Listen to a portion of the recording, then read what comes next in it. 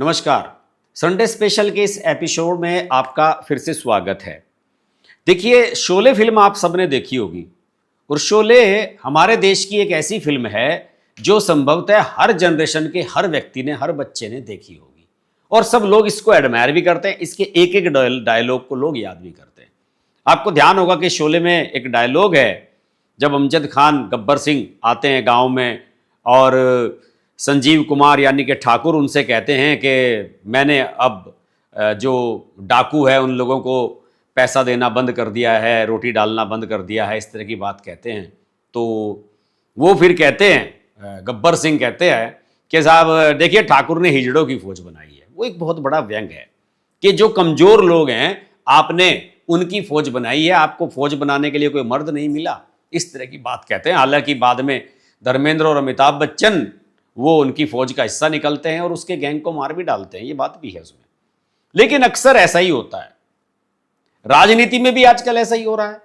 राजनीति में कांग्रेस बिल्कुल उसी ही रणनीति पर चल रही है कि ठाकुर ने हिजड़ों की फौज बनाई है। देखिए, मैं किसी के बारे में अपशब्द नहीं कहना चाहता, लेकिन कांग्रेस की जो रणनीति है वो इसी प्रकार की है। जो भी दमदार दल हैं उनसे तो कांग्रेस डरती है और जो कमजोर दल हैं उनको रोब दिखाने की कोशिश करती है। अब देखिए, आजकल कांग्रेस झारखंड मुक्ति मोर्चा के साथ क्या कर रही है। झारखंड मुक्ति मोर्चा के साथ उनकी लड़ाई क्या चल रही है कि राज्यसभा की 2 सीटों का वहां चुनाव होना है झारखंड में, और कांग्रेस ने अपना एक कैंडिडेट वहां पर जबरन उतार दिया है, जबकि झारखंड मुक्ति मोर्चा उनको एक भी कैंडिडेट नहीं देना चाहता था। मैं आपको बताता हूं वहां का आंकड़ा। झारखंड मुक्ति मोर्चा और कांग्रेस का गठबंधन है, दोनों के 56 एमएलए हैं, जिसमें झारखंड मुक्ति मोर्चा के 34 हैं, कांग्रेस के 16 हैं और आरजेडी के 4 और भाकपा माले के 2 हैं। तो समीकरण यह बनता है कि बड़ा गठबंधन का दल है 34 सीटों के साथ झारखंड मुक्ति मोर्चा। वो चाहता है कि मैं 2 राज्यसभा की सीटें अपने पास रखूं, अभी 18 जून को जो चुनाव होगा। लेकिन कांग्रेस ने जबरदस्ती एक कैंडिडेट उतार दिया। और कैंडिडेट भी कौन उतारा है? आजकल कांग्रेस में परंपरा चली है कि जो ऑफिस बॉय होते हैं, जो ऑफिस में काम करने वाले लोग हैं, उनको आगे बढ़ाया जाता है।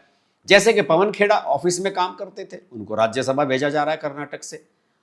खड़गे जी के ऑफिस के कार्यालय के प्रभारी हैं और बड़े करीबी बताए जाते हैं उनके, प्रणव झा, उनको कांग्रेस ने अपना राज्यसभा सीट के लिए टिकट डिक्लेयर कर दिया। जबकि इस बात के लिए झारखंड मुक्ति मोर्चा से हेमंत सोरेन से उन्होंने बात भी नहीं की, और हेमंत सोरेन हमेशा कांग्रेस के प्रति लॉयल रहे हैं। तो कांग्रेस की स्थिति ऐसी है कि जिस पर उसका जोर नहीं चलता, टीएमसी पर उसका जोर नहीं चला, कुछ नहीं बिगाड़ पाए। और वहां देखिए तमिलनाडु में क्या किया, जैसे ही डीएमके सत्ता से बाहर हुई, टीवीके के साथ मिलकर सरकार बना ली। तो इस तरह की दब्बू पॉलिटिक्स कांग्रेस हमेशा से करती रही है। अभी हाल ही में क्या हुआ, पश्चिम बंगाल में टीएमसी की सरकार गई, ममता बनर्जी को बड़ा झटका लगा और कांग्रेस की सरकार आ गई केरल में, यूडीएफ की सरकार बन गई। इस तरीके से कांग्रेस को थोड़ी सी हिम्मत बन गई। तो कांग्रेस ने अब यह प्लान किया कि 8 जून को यानी कि कल सोमवार को कॉन्स्टिट्यूशन क्लब में एक बैठक बुलाई जाए पूरे इंडी अलायंस की। अब उस बैठक को बुलाया जा रहा है और उसकी जिम्मेदारी किसको सौंपी गई है? किसी को ऑफिशियली लेटर नहीं जारी किया गया है। केसी वेणुगोपाल जो राहुल गांधी के बड़े करीबी हैं और केरल के मुख्यमंत्री बनने में विफल रहे इस बार, उनको इसका जिम्मा सौंपा गया है। वो सभी विपक्षी नेताओं को फोन कर करके बुला रहे हैं। और इसकी वजह क्या है बैठक की, मैं आपको बता दूं। न सिर्फ कांग्रेस बल्कि जितने भी क्षेत्रीय दल हैं, छोटे छोटे जो दल हैं, वो इस समय बहुत दबाव में है, बहुत तनाव में है और सब लोग घबरा रहे हैं। घबरा क्यों रहे हैं? अभी पश्चिम बंगाल के चुनाव चल रहे थे, केरल तमिलनाडु के चुनाव चल रहे थे, तो केंद्र सरकार ने 3 दिन का एक विशेष सत्र बुलाया था महिला आरक्षण को लेकर कि हम साहब नया बिल लाए हैं, महिलाओं को आरक्षण देना चाहते हैं 2029 के लोकसभा चुनाव में। और हमने यह तय किया है कि जनगणना अभी तो शुरू ही हुई है इस बार की, तो हमने यह तय किया कि जो 2011 की जनगणना यूपीए के समय में हुई थी, कांग्रेस के समय में हुई थी, उसके आधार पर हम महिलाओं को आरक्षण लागू कर देते हैं। तो इसके लिए नए सिरे से परिसीमन किया जाएगा सीटों का, नई सीटें बढ़ाई जाएंगी। तो उन्होंने कहा कि आप हमें परमिशन दें, और पार्लियामेंट में लेकर के आए अमित शाह इस बिल को, और उन्होंने कहा कि आप इसको पास कराइए, समर्थन दीजिए, हम महिलाओं को 2029 के लोकसभा चुनाव में ही आरक्षण देंगे। सारे दल खेल गए। सबको यह लगा कि भाई अमित शाह तो ये करने के लिए तैयार बैठे हैं। केसी वेणुगोपाल ने कुछ ना नुकुर की तो अमित शाह ने कहा कि तुम बताओ चाहते क्या हो केसी वेणुगोपाल, अभी 2 घंटे के अंदर नया ड्राफ्ट तैयार करके लाता हूं और पार्लियामेंट में पेश करता हूं, तुम बोलो तो सही, तुम लोग चाहते ही नहीं हो महिलाओं को आरक्षण मिले। खैर 2/3 बहुमत की आवश्यकता थी उसे पास कराने के लिए, कॉन्स्टिट्यूशन में अमेंडमेंट होना था, संविधान संशोधन होना था, नहीं हो पाया, वो बिल गिर गया। पहला बिल है मैंने देखा जो गिरा बीजेपी की सरकार का, लेकिन सरकार जानती थी कि ऐसा होगा, लेकिन उसका लाभ भारतीय जनता पार्टी को बड़ा मिला है दोस्तों। पश्चिम बंगाल में महिलाओं ने खुलकर समर्थन किया बीजेपी का और सत्ता में आई बीजेपी वहां पर। इसका साफ तौर पर यही नुकसान हुआ है इस इंडिया अलायंस वगैरह को। अब इसमें हो क्या रहा है, मैंने पिछले दिनों एक वीडियो बनाया था और वो एक्सक्लूसिव वीडियो मेरा ही था कि अगले पार्लियामेंट सत्र के लिए बीजेपी एक बहुत बड़े प्लान पर काम कर रही है। और मैंने आपको ये बताया था कि 1 नेशन 1 इलेक्शन, जिस पर जेपीसी बनी हुई है, पीपी चौधरी जो बीजेपी के सांसद हैं, उनके नेतृत्व में 39 मेंबर्स की दोनों सदनों के, उसमें लगातार बैठ के चल रही हैं। तो उसके लिए यह तय किया है सरकार ने कि ONOE 1 नेशन 1 इलेक्शन का जो मामला है उस पर यह तय किया सरकार ने कि इस कमेटी का जो कार्यकाल है, आने वाला जो मानसून सत्र है, उस मानसून सत्र के अंतिम सप्ताह से कुछ एक दिन पहले तक उसको पूरा करना है। अब उससे सबकी जो शरीर है उसमें सिहरन दौड़ गई। सबको यह लग रहा है कि एक सप्ताह का समय बचेगा मानसून सत्र का, तो उस मानसून सत्र में एक सप्ताह में अंतिम में 1 नेशन 1 इलेक्शन को सरकार पार्लियामेंट में लेकर के आएगी। अब उसका विरोध शुरू हो गया है। कांग्रेस के इस बैठक को बुलाने की सबसे मेन वजह यही है, उन्हें यह लग रहा है कि भारतीय जनता पार्टी, नरेंद्र मोदी, अमित शाह ये चाहते हैं कि हम इस बिल को लेकर के आए और 2029 का जो लोकसभा चुनाव है वो नए परिसीमन पर और महिला आरक्षण के साथ हो। यानी कि सरकार डिटरमाइन है। और आप सब जानते हैं कि वेस्ट बंगाल में टीएमसी की हार होने से इंडिया अलायंस की स्थिति वैसे ही कमजोर हुई है। टीएमसी इंडिया अलायंस में तीसरे नंबर की पार्टी थी, कांग्रेस के सबसे ज्यादा सांसद हैं 99 और 47 इनके हैं अखिलेश यादव के, और बाकी 22-23 कितने थे इनके टीएमसी वालों के हैं। हालांकि टीएमसी वालों के सांसदों के टूटकर बीजेपी में चले जाने की बहुत सारी चर्चाएं चल रही हैं। और अभी तक जो मेरे पास इंफॉर्मेशन है दोस्तों, इसमें मल्लिकार्जुन खड़गे बैठक में आएंगे, सोनिया गांधी, राहुल, प्रियंका ये सब तो आने ही वाले हैं कांग्रेस के हैं, अखिलेश यादव भी आने वाले हैं, ममता बनर्जी आने वाली हैं, अभिषेक बनर्जी तो 2 दिन पहले ही पहुंच गए हैं, क्योंकि ममता और अभिषेक को तो ये लग रहा है कि हमारे सांसद ही ना भाग जाएं कहीं छोड़कर हमारा साथ। और सबके मन में यह भी बना है जैसे कि राज्यसभा के 7 सांसद जो थे आम आदमी पार्टी के, वो बीजेपी में चले गए और उसे बाकायदा सभापति की मंजूरी भी मिल गई क्योंकि वो 2/3 से अधिक थे। तो कहीं ऐसा लग रहा है अभिषेक बनर्जी को और ममता को कहीं हमारे भी सांसद ना चले जाएं। पता लगा महुआ मित्रा और महुआ मित्रा, कीर्ति आजाद, शत्रुघ्न सिन्हा और कल्याण बनर्जी के अलावा कोई बचा ही नहीं। यही 4 लोग हैं जो ममता बनर्जी के बारे में बोलते रहते हैं समय समय पर। तो इस बैठक में उद्धव ठाकरे आने वाले हैं, लालू के बेटे तेजस्वी यादव आने वाले हैं। लालू यादव तो सिंगापुर चले गए हैं रोहिणी के पास, जिस बेटी ने उनको किडनी दी थी अपनी और जो बेचारी रोती हुई गई थी यहां से, फिर उसी के पास चले गए हैं स्वास्थ्य लाभ करने के लिए। और वहां से तमाम वीडियो आ रहे हैं कि पैदल घूम रहे हैं मस्ती से सिंगापुर के खूबसूरत किनारों पर, बीचेस पर, और यहां पर व्हीलचेयर पर घूमते हैं, जमानत पे फिर रहे हैं बाहर। तो उनके बेटे हैं तेजस्वी यादव, उनकी पार्टी का तो अस्तित्व का सवाल है, वे भी आने वाले हैं।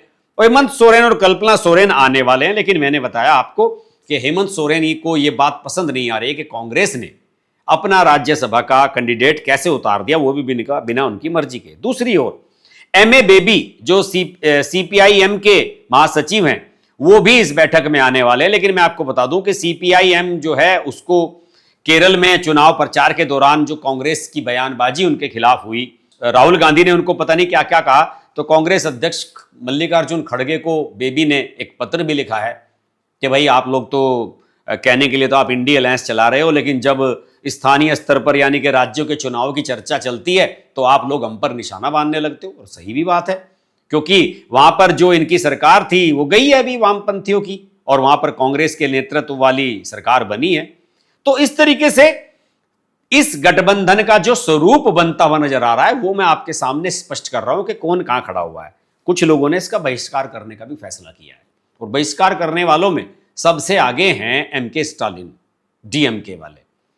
एम के स्टालिन ने तो साफ तौर पर कहा कि कांग्रेस ने हमारी पीठ में खंजर भोंका है, और जैसे ही विजय की सरकार बनी, टीवीके को वहां पर सीट ज्यादा मिली, कांग्रेस लपक कर उधर चली गई और उन्होंने कहा कि यह गठबंधन धर्म का इन्होंने फर्ज नहीं निभाया है और हम इसका बहिष्कार करेंगे, हम इसमें नहीं आएंगे। चर्चा यह भी है कि अंदर खाने बीजेपी ने डीएमके से भी संपर्क कर लिया है कि अगर आप ओएनओई पर हमारा समर्थन कर दें तो आपको इंडी अलायंस की ऊपर रहने की आवश्यकता नहीं है, आपके लिए सब चीजें सुरक्षित रूप से केंद्र से मैनेज कर दी जाएंगी। शरद पवार के आने की खबरें जो आ रही हैं कि वो नहीं आ रहे हैं। सुनने में आया कि बहुत बीमार हैं, बहुत बुजुर्ग हो चुके हैं, अब पता नहीं क्यों राज्यसभा में गए, मेरे तो ये समझ में नहीं आता।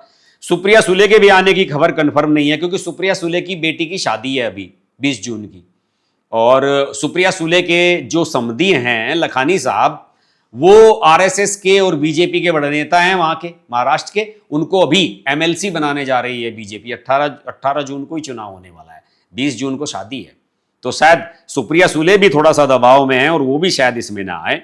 आम आदमी पार्टी, ये इंडी अलायंस का जो पार्टनर बने थे, लोकसभा चुनाव के लिए बने थे कि 4 और 3 का फार्मूला रहेगा, 4 सीटों पर आम आदमी पार्टी लड़ेगी दिल्ली की लोकसभा की और 3 पर कांग्रेस। ऐसा ही हुआ। लेकिन जैसे ही 2025 की जनवरी में दिल्ली के चुनाव आए, आम आदमी पार्टी अलग हो गई इंडी अलायंस से। अरविंद केजरीवाल जैसा धूर्त जो नेता है वो तो इस देश में आज तक हुआ ही नहीं है। अरविंद केजरीवाल ने कहा जी वो तो समझौता लोकसभा चुनाव के लिए हुआ था जी, विधानसभा के लिए तो नहीं हुआ था, और विधानसभा में उन्हें ऐसा लगा कि हम तो फिर से सरकार बना लेंगे। हालांकि उनकी सरकार नहीं बन पाई और बीजेपी की सरकार आ गई। तो इस तरीके से अरविंद केजरीवाल पहले से ही इनसे अलग हो चुके हैं किनारा करके, और 2 महीने के बाद उन्हें पंजाब में कांग्रेस को फेस भी करना है। उनकी मजबूरी है, कांग्रेस और आम आदमी पार्टी एक साथ नहीं बैठ सकते। दूसरे, कांग्रेस ये चाहती है कि टीवीके की एंट्री कराई जाए इंडी अलायंस में, कि डीएमके जा रही है तो टीवीके की करा दी जाए। लेकिन टीवीके वालों का कोई सांसद नहीं है, सांसद तो वहां सारे के सारे डीएमके वालों के। और अगर सांसद ये अंदर खाने बात हो जाए कि एम के स्टालिन कह दे कि 1 नेशन 1 इलेक्शन पर हम आपको समर्थन करने वाले हैं, तो आप देखिए कांग्रेस देखती रह जाएगी, सारा काम हो जाएगा। इसके अलावा बीजू जनता दल, जगनमोहन रेड्डी की वाईएसआरसीपी, बीआरएस, इनका भी कोई रुख स्पष्ट नहीं है। हालांकि इनकी लोकसभा में स्थिति बड़ी कमजोर हो चुकी है, विधानसभा में भी ये अपने चुनाव हार चुके हैं, लेकिन उसके बावजूद भी विपक्षी एकता के लिए इनको बुलाया जाना तो आवश्यक था ही। और जैसे मैंने आपको बताया कि तमिलनाडु, केरल, झारखंड, इन सब में कांग्रेस का जो बिहेवियर रहा है अपने सहयोगियों के प्रति, उसकी वजह से भी उनके खिलाफ नाराजगी है। देखिए, यह बात हकीकत है कि कांग्रेस अपने सहयोगियों को इज्जत देना नहीं मानती। उनके पास क्या है कि वो मौका प्रस्ती की राजनीति करते हैं। जब चाह आम आदमी पार्टी के साथ हो गए, जब चाहे उसके खिलाफ हो गए, जब चाहे हेमंत सोरेन के खिलाफ हो गए, जब चाहे आप ठाकरे के खिलाफ हो गए, जब चाहे आप वामपंथियों के खिलाफ हो गए, जब चाहे आप टीएमसी के खिलाफ हो गए।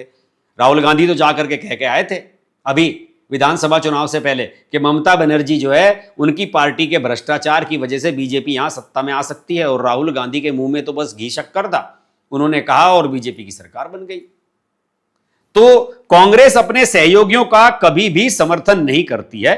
समस्या सिर्फ यही हो रही है कि इस समय ये जो मुद्दा है ओएनओई वाला, 1 नेशन 1 इलेक्शन वाला, इसमें सबको यह लग रहा है कि उनके वजूद पर फर्क पड़ेगा, कि अगर विधानसभा और लोकसभा के चुनाव एक साथ होंगे तो उन्हें दिक्कत हो सकती है, इसमें उनकी सीटें कम हो सकती हैं, क्योंकि जब लोकसभा चुनाव में नरेंद्र मोदी की लोकप्रियता काम करती है तो उसका लाभ विधानसभा चुनाव में मिल सकते हैं।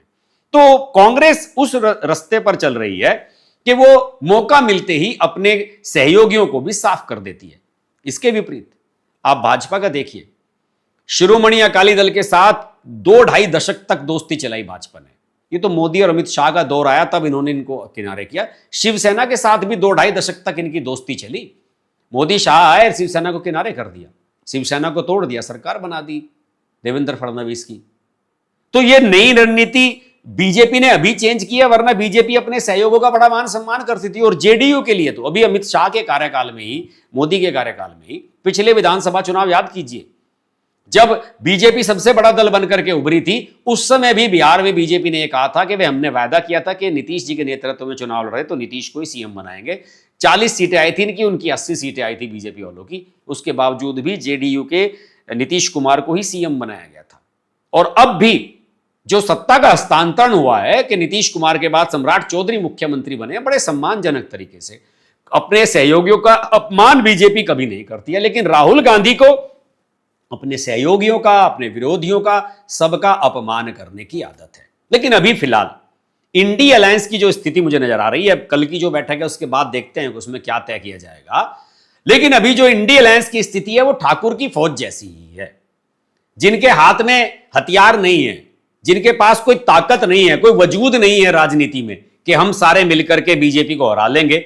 सबके अपने अपने हिडन एजेंडे हैं, सबको चिंता सता रही है। अखिलेश को चिंता सता रही है कि 2027 में कहीं हैट्रिक ना कर दें योगी जी, तो सबकी अपनी अपनी चिंताएं हैं, इसलिए इस बैठक में आने के लिए तैयार हैं। वरना कांग्रेस के नेतृत्व को, राहुल गांधी के नेतृत्व को कोई मानने के लिए तैयार नहीं है। तो अभी ठाकुर की फौज है, इसकी बैठक होगी, देखते हैं ठाकुर की फौज कैसी तैयार होती है। आज के वीडियो में इतना ही। संडे स्पेशल का ये एपिसोड अगर आपको अच्छा लगे तो लाइक करें, शेयर करें, और ये QR कोड आप जो देखते हैं इसको स्कैन करके हमें सहयोग अवश्य करें। सहयोग हमारे लिए आपका बहुत ज़्यादा आवश्यक है। नमस्कार। अगर आपको हमारी वीडियो पसंद आई तो वीडियो को लाइक करें, चैनल को सब्सक्राइब करें और नोटिफिकेशंस के लिए बेल आइकन को प्रेस करें।